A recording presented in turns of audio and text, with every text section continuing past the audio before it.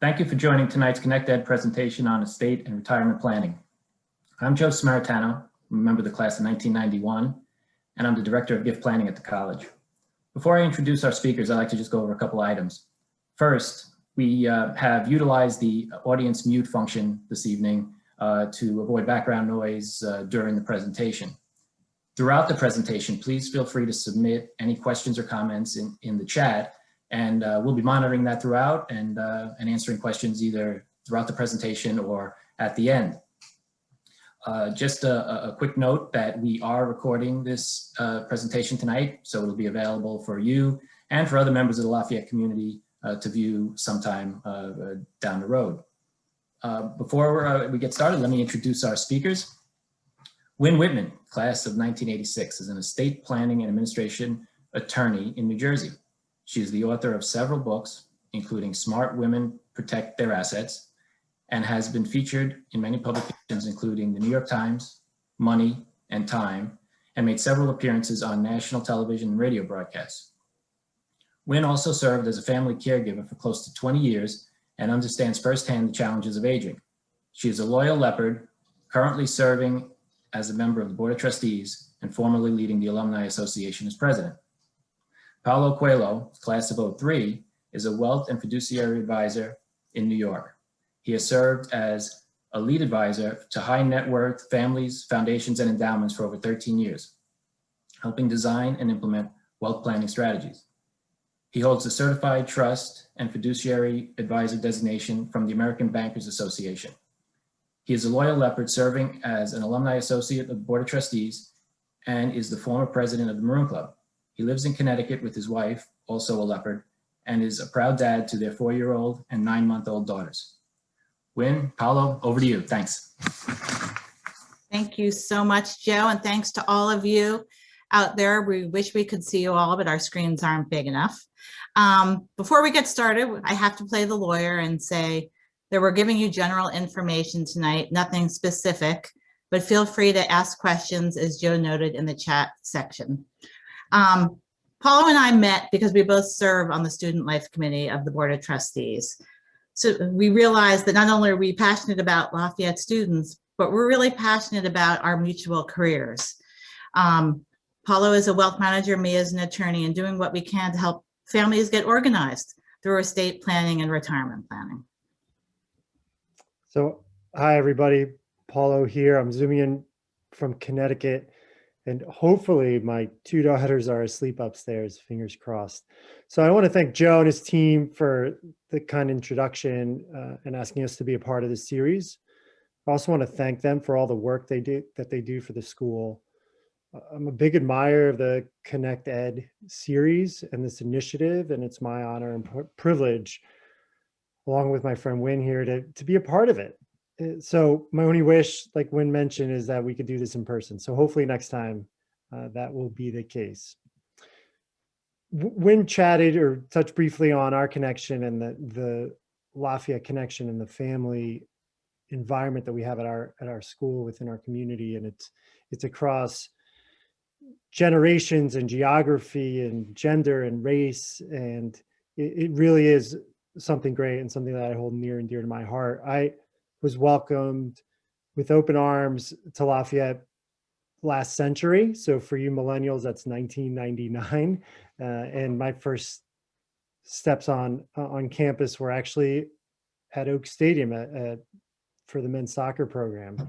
And somebody that came to me and gave me a hug on that first day was Dr. Oakes. Dr. Oakes is one of the greatest human beings that I've ever met.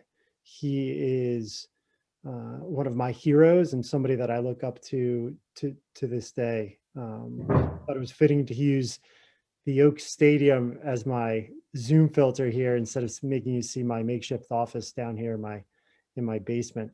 So anyway, what Dr. Oakes taught us, being part of this Lafayette family, was not a 1-year thing. It was not a 2-year thing. It was not a 4-year thing. It was a lifetime thing. And that giving back and paying forward is just so monumental to who we are. And that is what differentiates us from other schools. So, and other groups. So more on that theme. I would not be in this business the wealth management business if it wasn't for another Lafayette legend, Jamie McLaughlin, who I think is on the call today. Joe, please make sure you don't take any of his questions. Jamie was an individual who I also look up to. He trusted me and he inspired me to launch into this career, which is helping families and helping people. That's the most important part here. So it takes a village. It takes a village to raise kids, as our partner here, Matt Keefe, found out today. And it takes a village to raise students and student athletes and our broader community. And it takes a team. So we'll get into more detail tonight, but the teamwork that's required on a soccer field or a basketball court or in the classroom or in the lab or raising a family is the same one that's required for identifying and realizing your goals, your dreams, and your personal plan, estate plan, financial plan, retirement plan.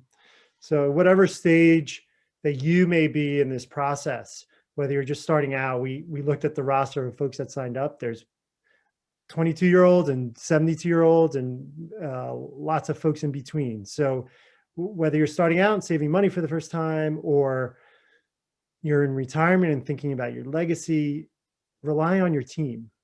So a wealth manager or a financial planner by another name is only as useful as the coordination of your whole team. Your estate planning attorney, your accountant, your family, and most importantly, you. So to get that started, I'll pass it back to Wynne, and she'll talk about some of the key factors that make all of this work. Great, thanks so much. And when we talk about a plan, a lot of people think it's just maybe a document, a will, and you're finished. But as Paulo mentioned, it's more than that. It's a whole host of organization. It's getting or communicating what it is that you want, not only to the team that Paulo just mentioned, but to your loved ones. And it's transparency about what that plan might be. So when you think about it in that collective term. So let's start off with organization. People come to us all the time and we ask them a lot of questions. We need to know everything about you and your family and your assets. And we ask those questions for a reason. And the best place to get started to help us help you is to organize your assets. Think about what exactly you have, how it's titled. Because as Paulo and I discussed the other day, something that I own just in my name or that I own jointly with a partner, they're completely different assets as to what happens when you pass away. It's also important to look at all the details of beneficiary designations, for example, and that's where a wealth manager or financial planner really comes in handy to make sure that what you want to have happen happens for your retirement benefits and your life insurance. And that is the same as what happens in your will. So Paulo, I don't know if you want to expand on that at all. Yeah, these are such key points. And when we're having a dialogue, when the wealth manager is having a dialogue with the estate attorney and the client, all of this information is important. Here's why. Designation beneficiary forms. You filled it out once. Maybe when you were filling out your 401k at work, you filled it out. Things change. First, let's presume that they get it right. Let's presume that the information that's on file is correct. You should check that annually. It's like going to the dentist. Hopefully there's no dentist out there. I don't like going. It's painful. I have to go twice a year, but you do it because you don't want that pain down the road of cavity or root canal or what have you. So with all of this information, it just makes it a lot easier. Check your beneficiary designation forms every year. Check how accounts are titled. Check where they are. One quick example of a client, New York State has there's something called an estate tax, and it's been in the press, and we'll talk about this later about, is it going to go down? Is it going to go up? Is it going to stay the same? But at the federal level, there's one level of estate tax. In New York State, it becomes a little tricky. There's a cliff at a certain amount of money above that. Your entire estate is taxable. And that tax rate is pretty progressive. It can get as high as 10+%. So we had a client where all the assets, for whatever reason, because this is how they set it up 30 years ago, was in the husband's name. And when we looked through their estate plan, factoring in all their investment assets, their additional New York State tax would have been over $1 million at the first spouse to die if the husband were to pass. All we had to do was open an account for the wife, split the assets. They're happily married. They've been married. They're not going anywhere. And we were able to save them over $1 million in taxes, sort of at end of life. That's simple. We actually did something more called a revocable trust, which Wynne will get into later, which we worked with their attorney on. But these are all little simple things that can end up saving a lot of money for whatever you'd like to do with your assets, sort of afterlife, right? Whatever that legacy is, if it's for family or charity or a combination of both. And I'm going to add one thing in there that you'll see that as people switch jobs and they move around, you end up with a lot of maybe small, maybe not so small amounts in a lot of different accounts.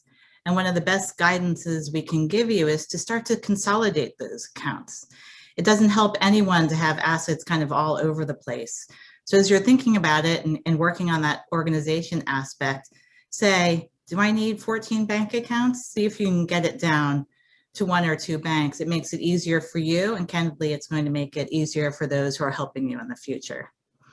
So why are you getting organized? They're really, you're doing something to help those, your loved ones, but also you're helping yourself. So we're going to start with kind of the planning aspect of it and how you're going to help those that you leave behind. Most people, it's a simple will. In other states, you use a very simple will and you add items to a revocable trust. And that trust outlines your testamentary plans and says what it is that you want to have happen.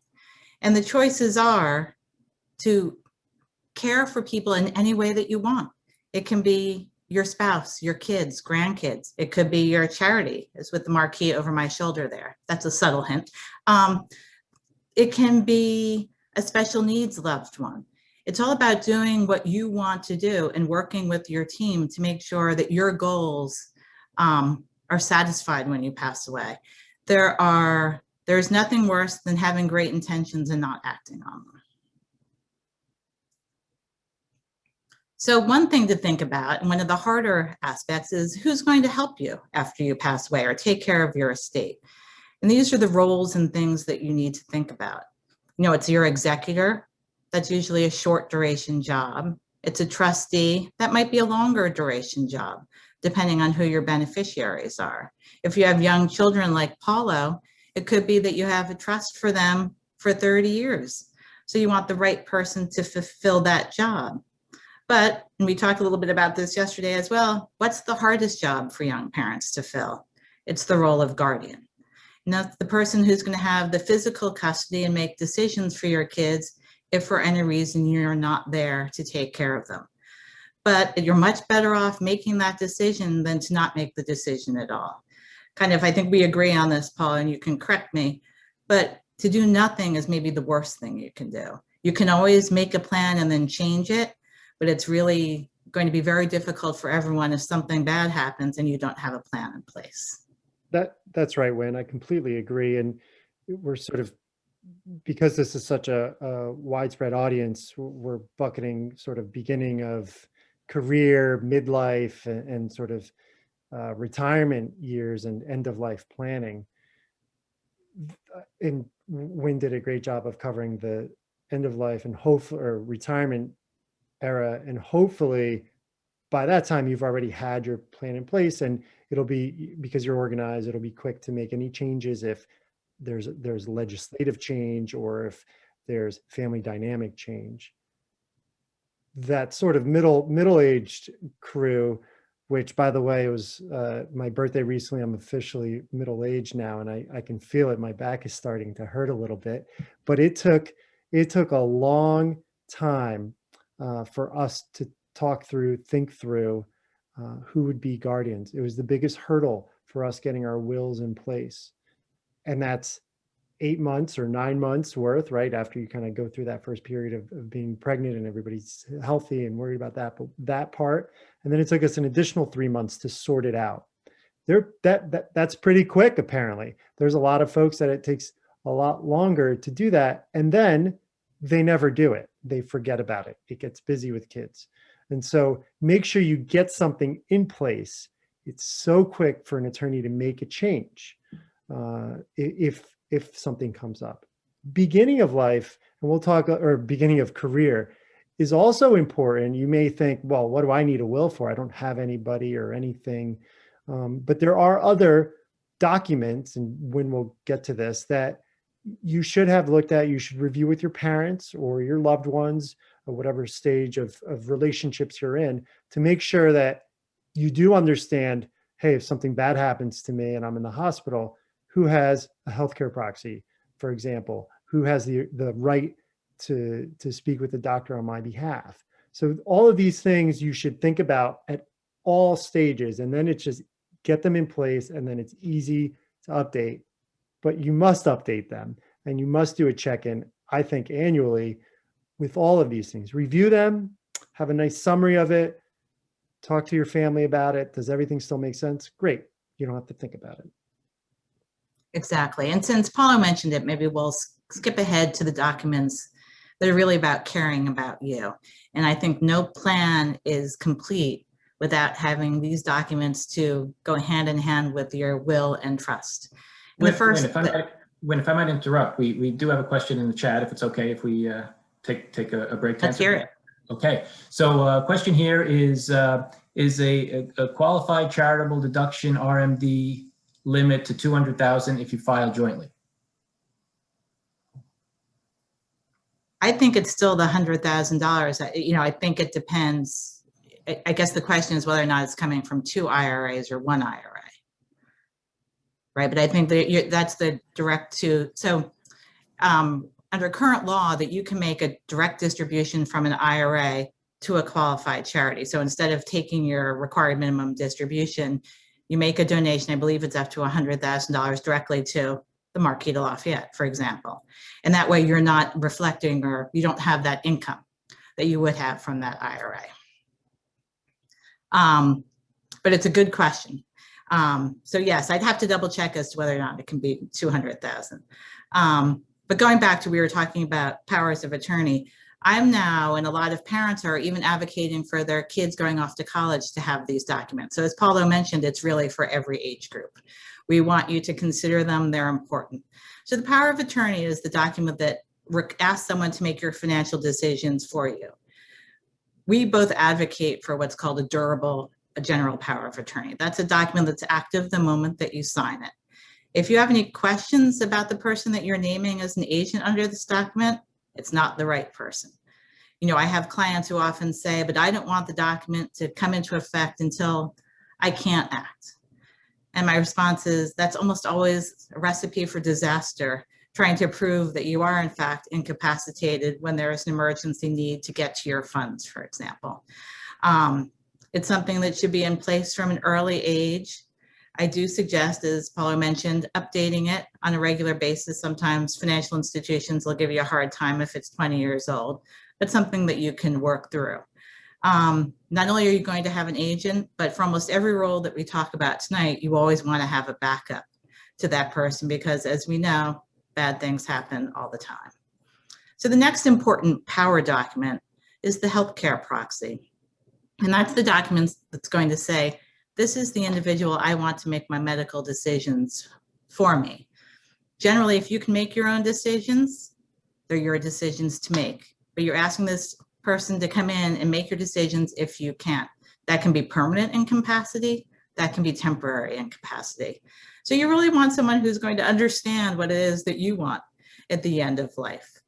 And the last document, sometimes they're combined, I do them separately, is a living will. And that says very specifically, this is how I feel about end of life care. And what's so important is, we mentioned earlier, is communication. And that is, it's great to have these documents in place, particularly the healthcare. But if you don't really communicate and have those hard conversations with your loved ones, it's going to be very hard for them to follow your wishes when there is a kind of tragic situation. And Wynne, that's exactly right. What we do with our clients is we have a pre-meeting with the family, so either the patriarch and matriarch or matriarch, and we discuss all of these: healthcare proxy, will, etc. Bring in the attorney, and then bring in the next generation. So I'll paint a picture. You have parents in their late 70s who maybe are going into a different stage of life, and then you have they have middle-aged children, and those are the children that are going to be granted the durable power of attorney and the healthcare proxy power. And so if those individuals, those children, those are the folks you love. It doesn't need to be children. It can be close friends or partners or what have you. But if they're the ones that you're giving the power to, you should have an honest conversation with them about what your desires are in those situations, so that not only do they have a document that maybe is just shown to them, but they also have some sort of context, some sort of background on why you want something, and they should then express any comments, any objections, not that they should have any, but how they're interpreting it, so that you're all on the same page. So communication and transparency is vital in this aspect of the planning. So one of the questions I often ask clients is, do your kids get along? Do the people you're naming to act on your behalf get along? And then one of the reasons we ask that question is that when you're asking people to make these decisions, and if you want to name more than one person, you want to make sure that they get along and they're on the same page, and as Paulo noted, really understand what your wishes are, because it's for those of you who've been through it, it's a very challenging time, and you want it to make it as easy as possible for them, for you as the person they're acting for, but also to help them be able to make a sound decision really that reflects what exactly it is that you want. So Joe, I think there may have been a question about the healthcare proxy. Yes, so the question is, can a healthcare proxy be given to more than one individual?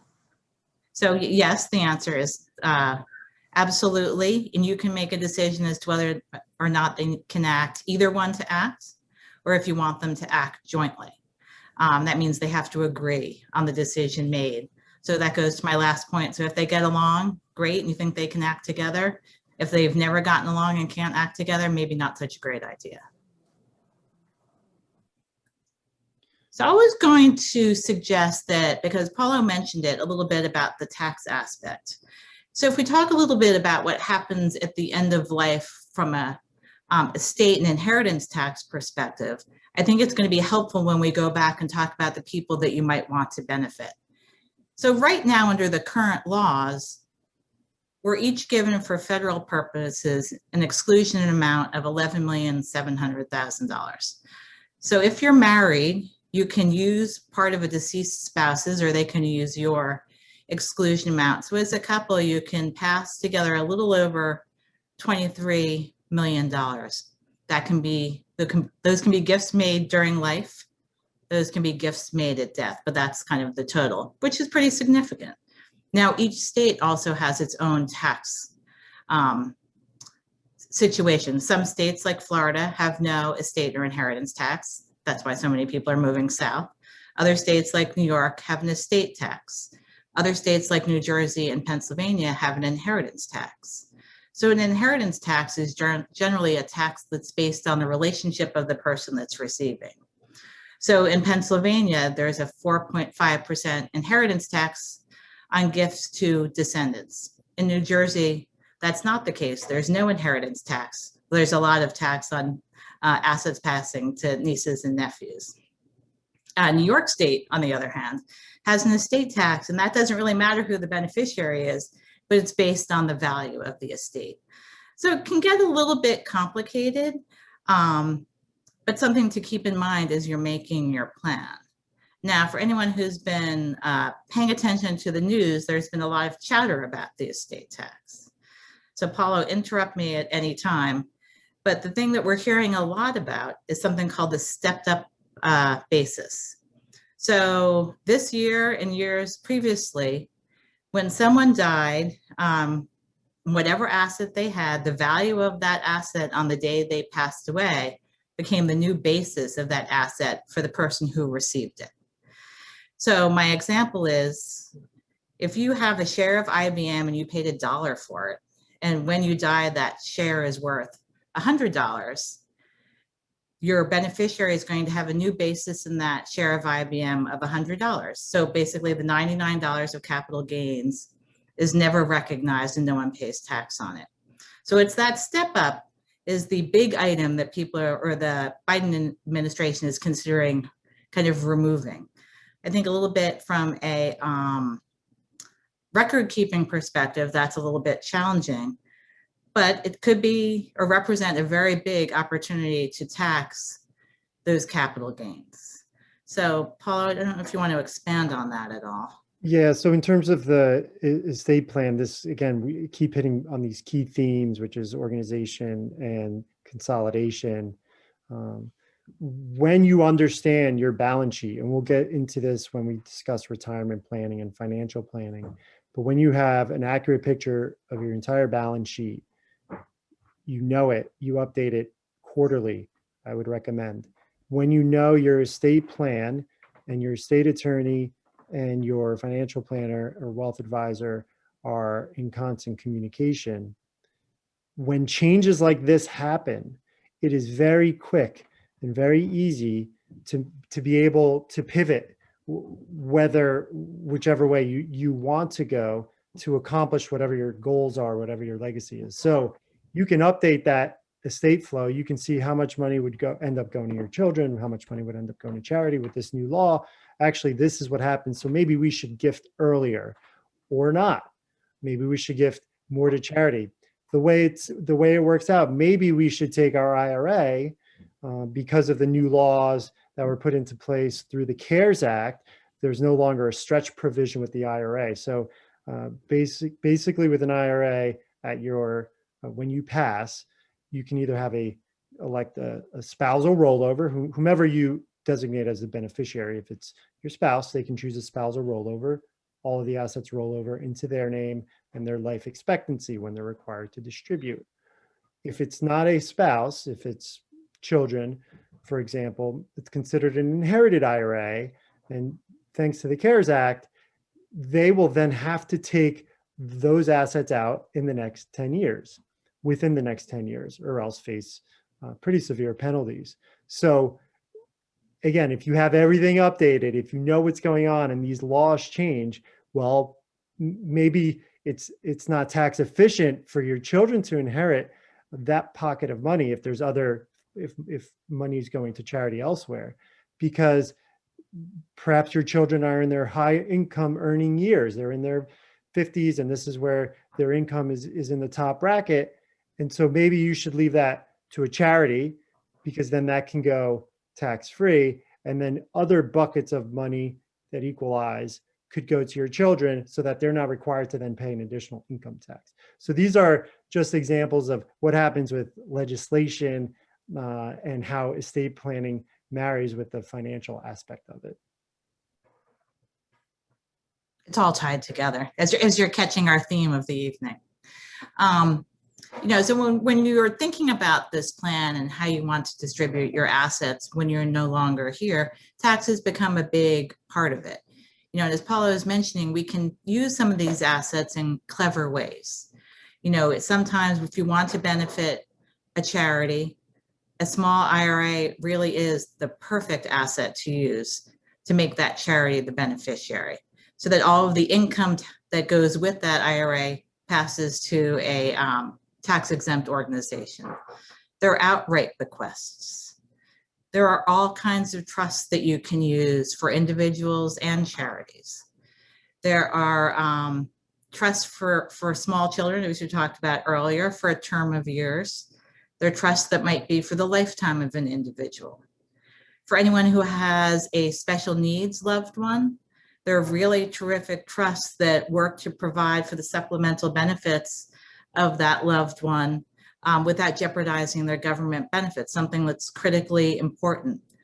There are trusts for spouses.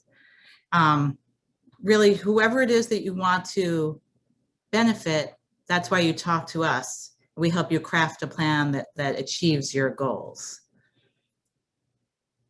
When we talk a little bit more about those charities, we mentioned the distribution from an IRA. You can also make an outright devise to someone, which is just a gift of an asset, or a gift of a sum, or a gift of a percentage of your estate. You can use, while you're living, we call these inter vivos trusts. You can create a trust that you contribute funds for grandchildren. Maybe we'll go to the 529 plans in a minute. Another great way to save for education. There's creating charitable remainder or annuity trusts. That's where you create a trust. Usually it works very well with the low basis asset that we talked about earlier, that then provides the opportunity for you to receive an income stream from that pot of money, with the remainder passing to the charity.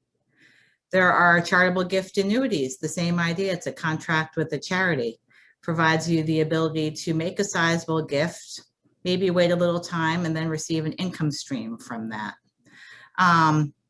Pooled income funds are for smaller gifts. So there are lots of really terrific opportunities and methodologies to benefit everyone in your life. And again, Wynne, these are all great techniques and strategies that they really come out of understanding somebody, understanding what their goals are, but also when working with the wealth advisor, there's asset allocation for the investment purpose, but there's then asset location. So which assets do you own?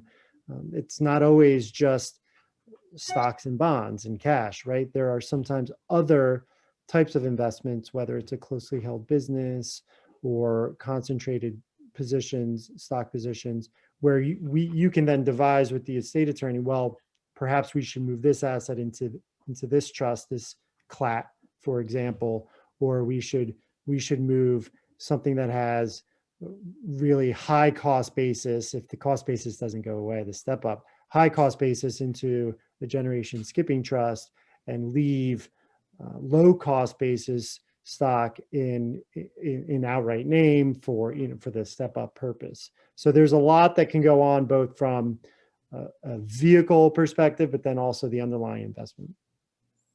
So one of the things that Rachel was kind enough to say when we all jumped on the call earlier is that a lot of people really want to retire, right? So let's talk a little bit about what we should focus on so that we can achieve that goal of early retirement. Yeah, and thanks, Wynne. And there are a lot of folks on this call. Hopefully all of you are planning for your estates and you're all above that federal amount. But the reality is across the country, the majority of people are below the federal exemption amount, the 11.7 million per person. And so, and there's a lot of people at different stages of their life, whether it's just starting out, accumulation, or retirement. So how do we get there? How can you make your life comfortable? So what is a retirement planning?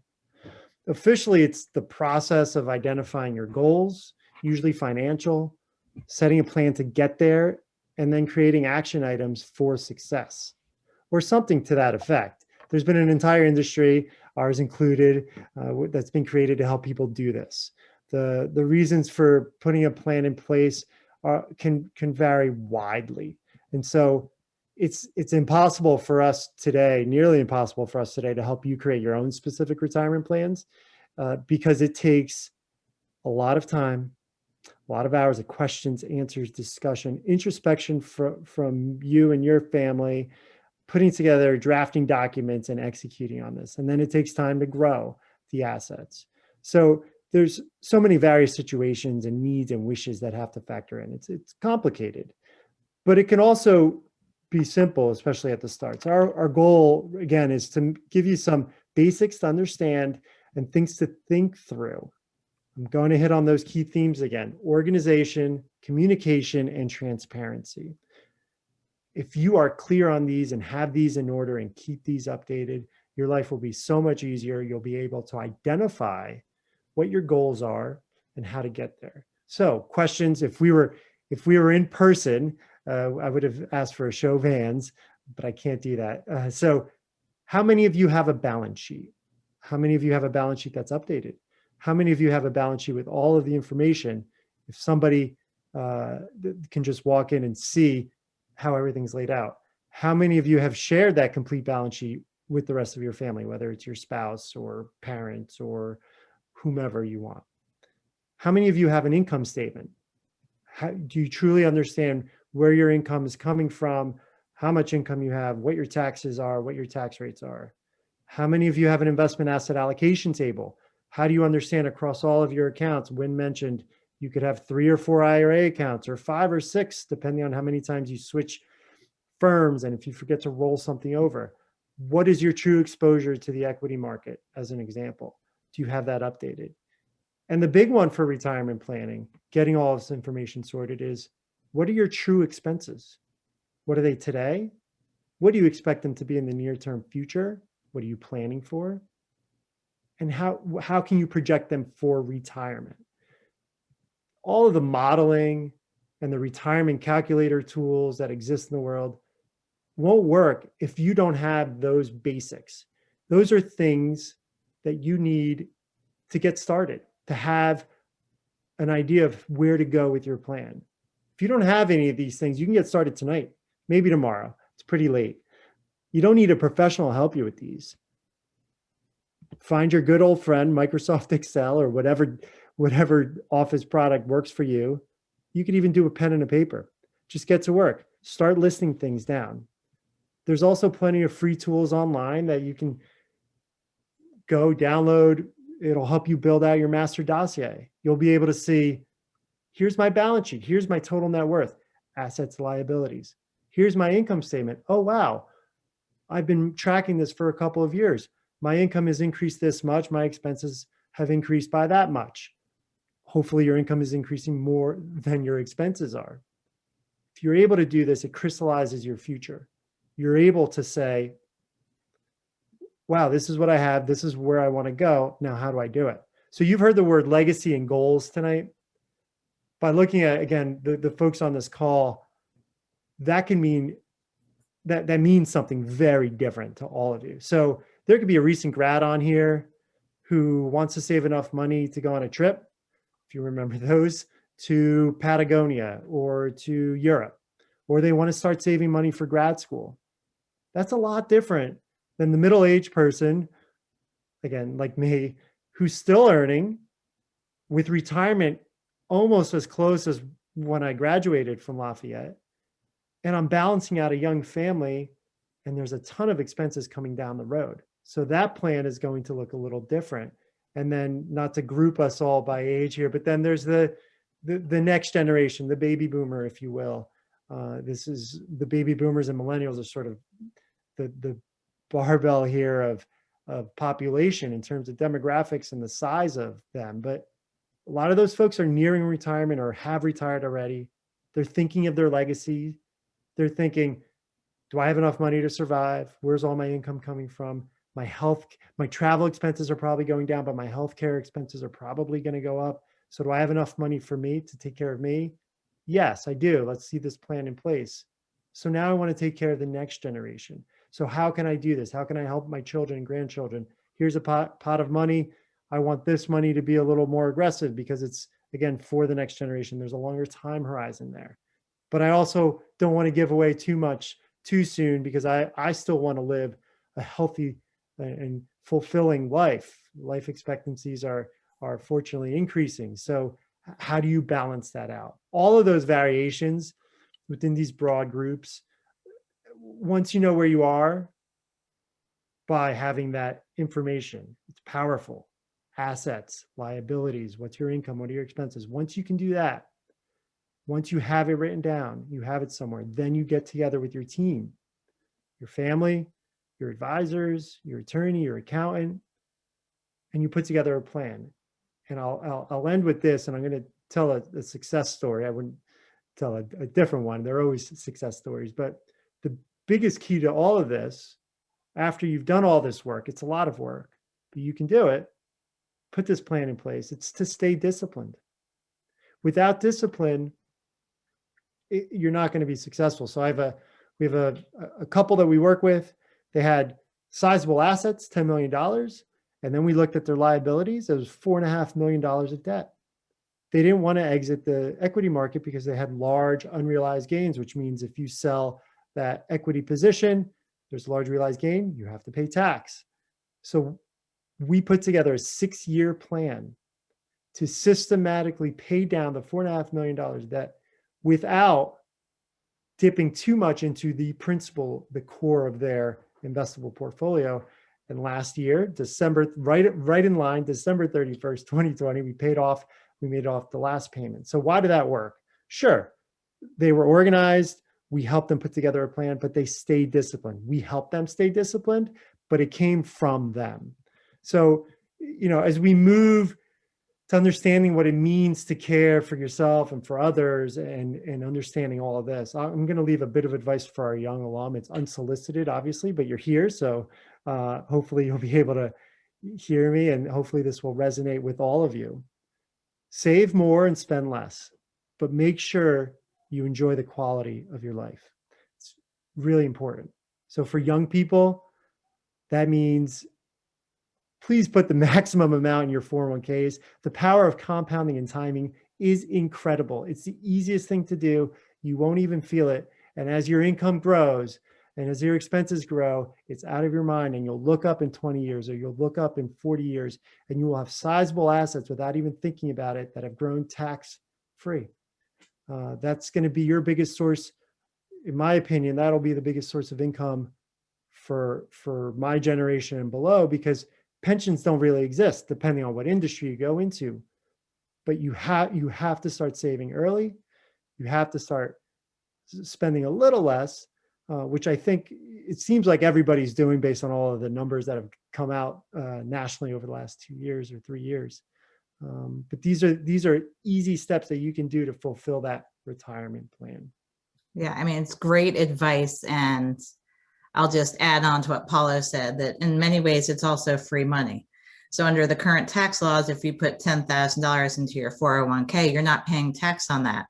So depending on your tax rate, it's really only costing you $7,500. So I kind of look at that other $2,500 as free money. So why not? So Joe, I think we've got a lot of questions now. So do you mind asking a few? Sure, we do have a lot of questions, and we'll get as many as we can here. I'm gonna lump 3 of them together because I think they're all kind of related. So first, what is the difference between a will and a trust? And then what is the difference between a revocable and irrevocable trust? And then what are the pros and cons of a living revocable trust? So a lot. Okay. So I'm going to start with the difference between the revocable and irrevocable. So irrevocable, you can't change. So once you make that determination and you create an irrevocable trust, you better be happy with it because you can't change it. I've seen quite a few clients come back who now regret some very big moves they made in gifting and creating irrevocable documents, transferring money to other individuals. So it's a big decision to make and one to take very seriously. I believe the second part of the question, what's the difference between a will and a trust? A will is a document that has your testamentary plans. It really isn't in effect until you pass away. A trust can be created 2 ways in the will, which makes it a testamentary trust, or an inter vivos trust, which is one that you create today. So depending on which way you go, it kind of depends on how you use those trusts. You asked, I think, Joe, correct me if I'm wrong, on a revocable living trust. What I like about the plan with a will and a revocable living trust is, depending on where you live, if you live in Florida or New York or Massachusetts, generally you have a very simple will that puts everything that you have at death into a trust you've already created. But in those states that we refer to as probate unfriendly, you want all of your assets to be in that trust when you pass away, so you don't have to go through probate. In New Jersey, on the other hand, Probate's kind of easy. It takes 20 minutes. It's very inexpensive. So you don't necessarily have to fund that trust before you pass away. But the other two aspects of the revocable living trust that I like are, one, it's private. Your will becomes a matter of public record when you present it for probate in whatever state you live in. The other benefit is that a will can't be changed if you lose your capacity. A trust can be changed. So my poor mom had dementia for about 20 years. So we had that kind of trust. So when there was a big tax law change, my dad could amend her trust as her agent under the power of attorney. It provides a little more flexibility if you think there might be any kind of long-term incapacity. And Did I miss anything? yeah, Wynne, if I may, just that's on the drafting and why would you put it in place. And then on the other side, we actually act as fiduciaries and have the responsibility of settling estates. And so we're going through an estate right now in Florida where our client, who lived well into her 90s, was ill and passed away last May. And so we had an idea of everything that was happening. In the years leading up to that, we moved all assets into the revocable living trust to make the process after, in terms of distributing assets to her family, just more efficient. Well, there was one small bank account that it was just too much of a hassle to get changed into the revocable living trust. So we just kept a small balance there. That's where she liked to write her checks. And we kept about a $5,000 balance. Well, it took, and COVID sort of had an impact here as well, but it took Palm Beach County Court 6 months to get us the letters of testamentary so that we could access that bank account. So if all of the assets, the point here is, if all those assets were in that account that were in her name, it could have taken over 6 months to get access to the assets, to move the assets around. Whereas the revocable living trust, the next day, we were able to start paying bills for her co-op. We were able to start or change any investments for any investment purposes. So the big difference, and it just makes everything much more efficient for the family. Yeah, I mean, Paul is exactly right. So hopefully that answered. If not, hopefully you'll chat and Joe will ask a follow-up question. And Joe, if I may, this is sort of off the cuff. Any questions that are not answered, we will answer them. So if you all can just share them with Wynne and me afterwards, and we'll respond to them. Yeah. Great, thank you. You want to take some more questions, or do you want to? Yeah, absolutely. We're to the Q&A part of the evening. All right, great. So you mentioned earlier about loved ones being taxed on IRAs. Does this also apply to Roth IRAs? No. So the Roth IRA, there's no income tax component to it. So when we're discussing IRAs, we're talking about those that have a built up income that has to be reported on the distribution.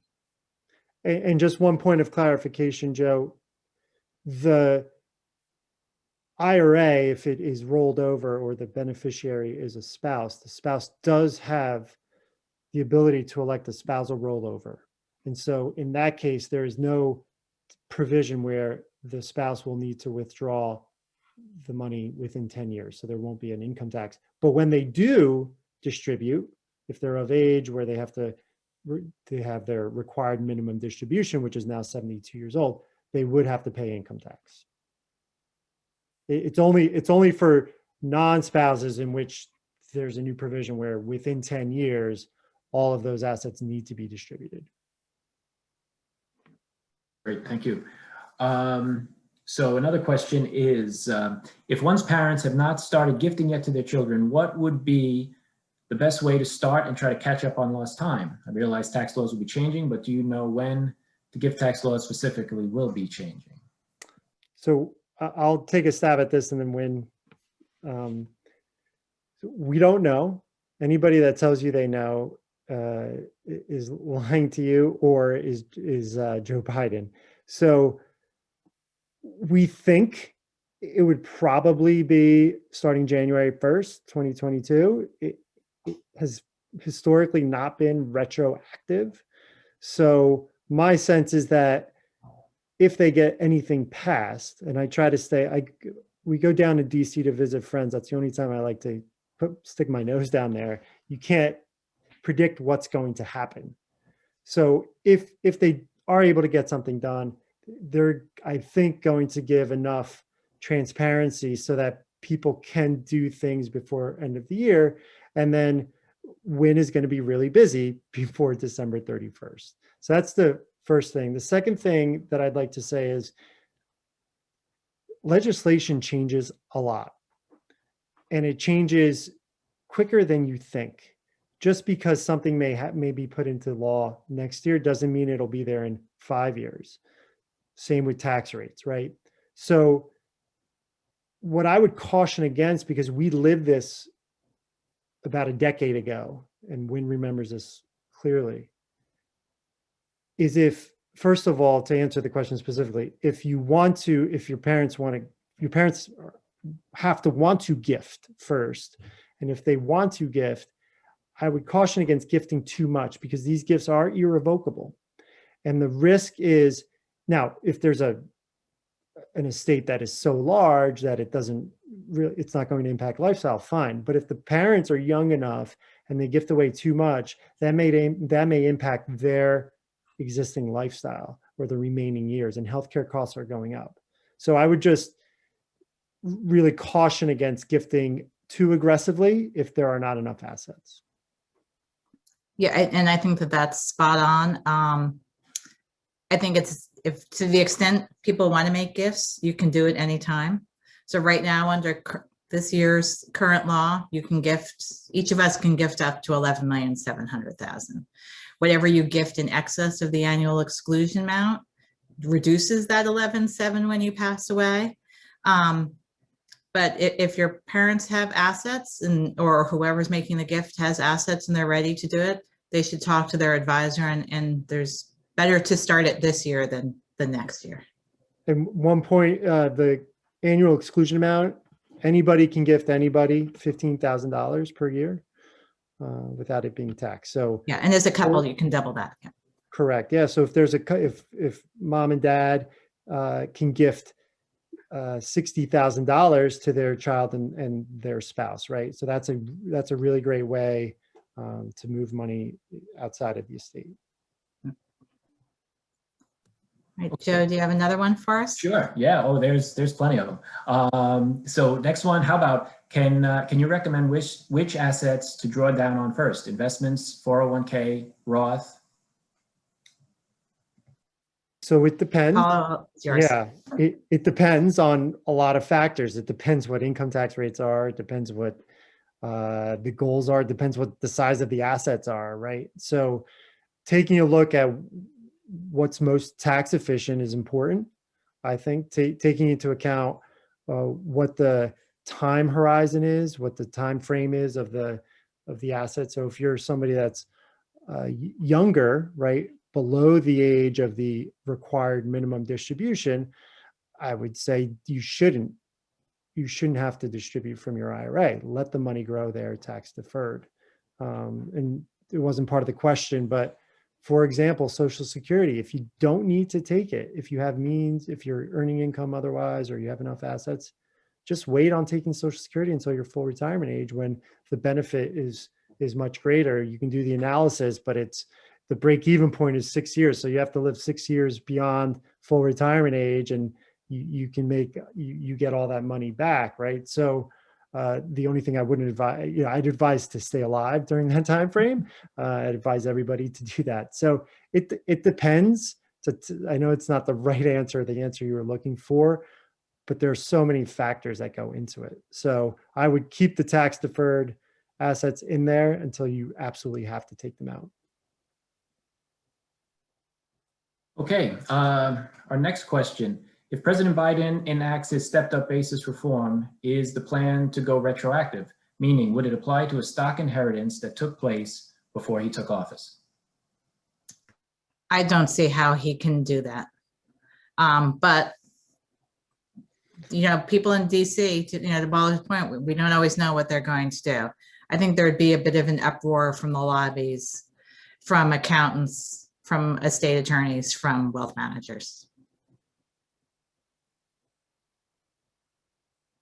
Okay, next question. Can you discuss the options and benefits for a 529 versus a trust for grandchildren?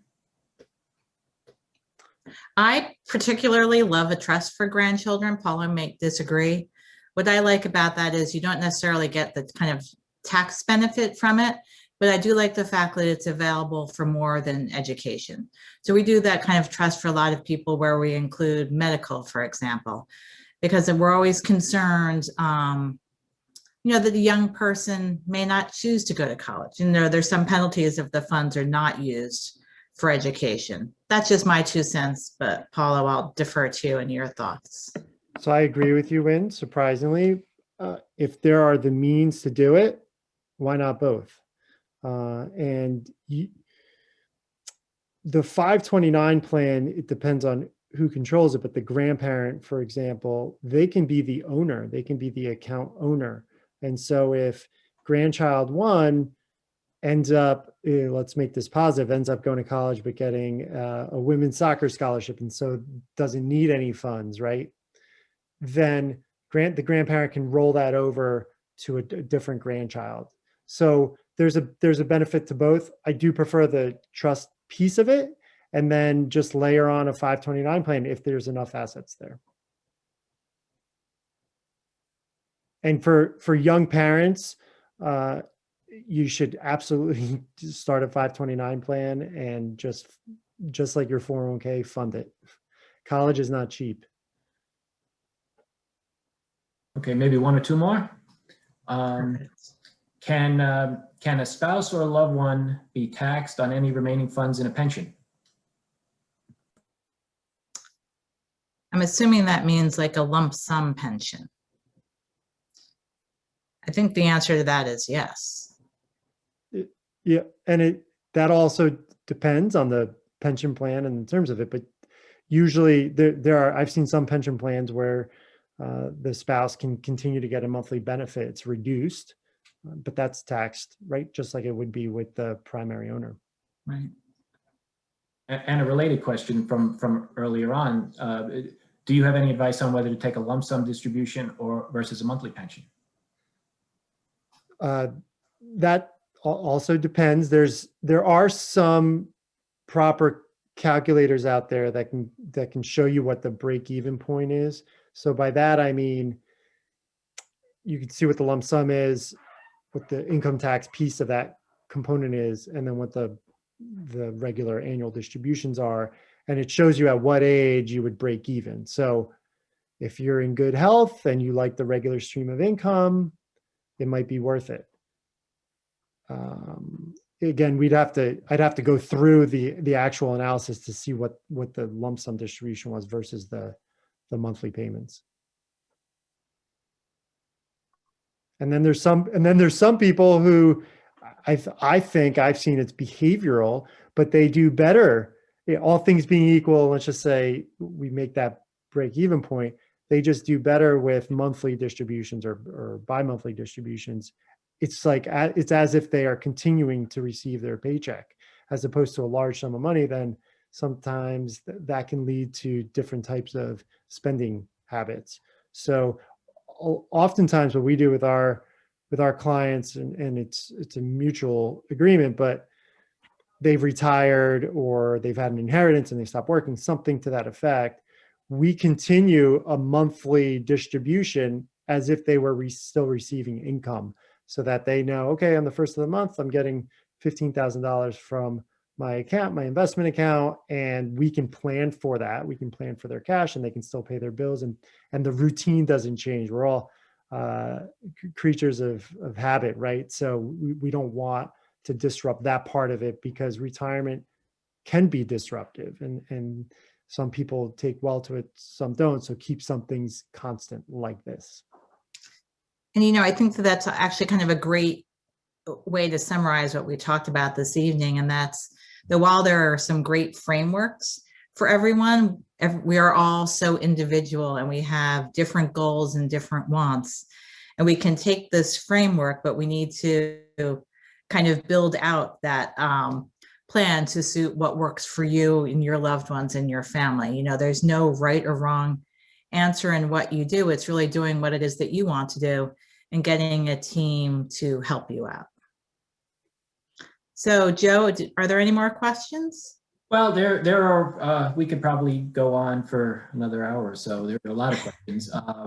So, you know, I think maybe we'll wrap it up there. Thank you, Wynne. Thank you, Paulo, for doing this tonight. Thank you to everyone for participating and for really participating. I mean, the chat was just continually scrolling through. So thank you for that.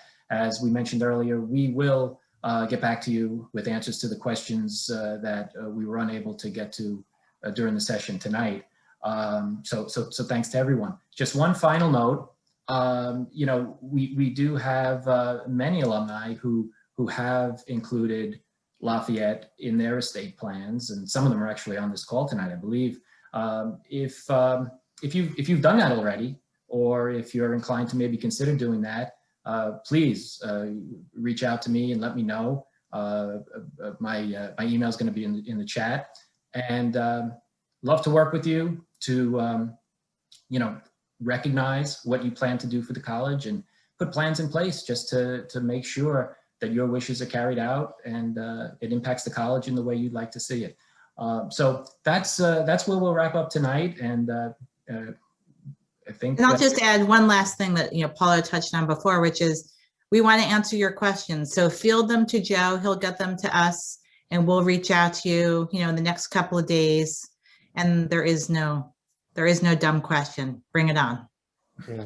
Thank you, Wynne. Thank you, Paulo.